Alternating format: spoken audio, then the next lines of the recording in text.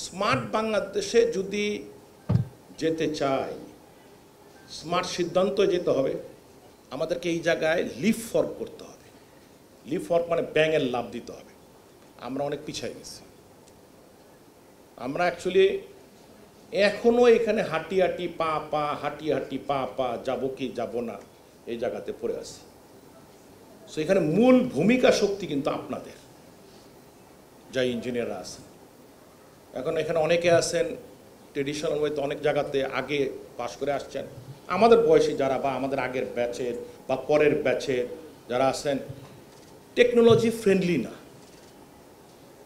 আজকে দেখতেছিলাম অর্গনামে মিনিস্ট্রিতে computer operator 28 জন।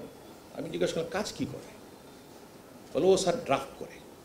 আমি বললাম তাহলে ওই যে সিনিয়র বলে উনিও ড্রাফট করে, উনি ড্রাফট করে তাকে দেয়, সে কম্পিউটারে নিয়ে আর টাইপ করে তারপরে টাইপ করে দেয়।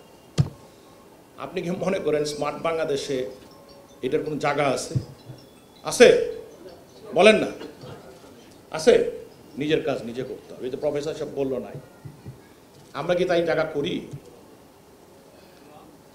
সো আগে মূল মন্ত্রটা বুঝতে হবে যে কি চাচ্ছেন আওয়ামী লীগ সরকার, কি চাচ্ছে বাংলাদেশ, এবং আপনাদেরকে কোথায় যেতে হবে। আমাদের এই সেক্টর হলো ইকোনমির চালিকা শক্তি।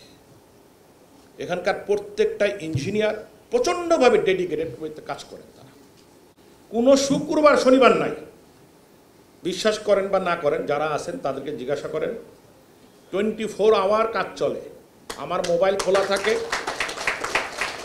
এই যে ডেডিকেশন,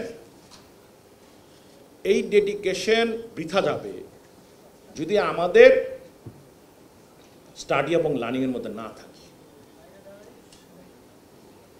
ইনোভেটিভ না হই, ইনোভেশনের মধ্যে না থাকি। আপনাদের সবচেয়ে বড় ভূমিকা, স্রোতের সাথে থাকতে হবে, সিদ্ধান্তের সাথে থাকতে হবে।